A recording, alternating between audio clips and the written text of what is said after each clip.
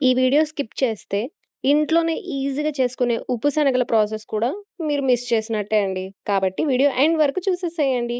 ఇంట్లోనే చాలా ఈజీగా, టేస్టీగా కరకరలాడే ఉప్పు శనగలు ఎలా చేసుకోవాలో ఈ వీడియోలో నేను మీకు చూపించబోతున్నానండి. ఆలస్యం చేయకుండా లెట్స్ గెట్ స్టార్టెడ్. ఒక కప్పు శనగలకి 3 కప్పుల ఉప్పు అయితే తీసుకుంటున్నామండి.